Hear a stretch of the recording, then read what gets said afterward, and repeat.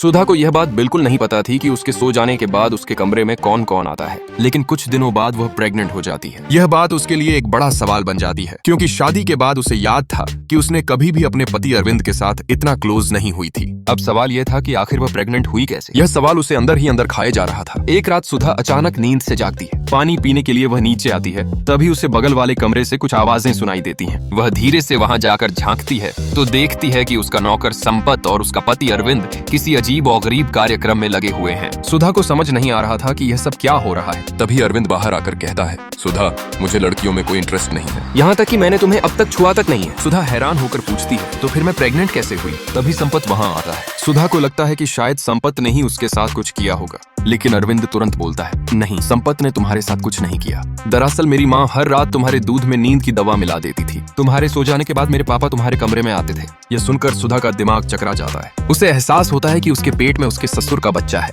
यह सोचकर वह तुरंत अस्पताल जाती है। वहां जाकर वह अबॉर्शन करवाती है। जब वह घर लौटती है तो उसकी सास ससुर उस पर ही आरोप लगाने लगते हैं।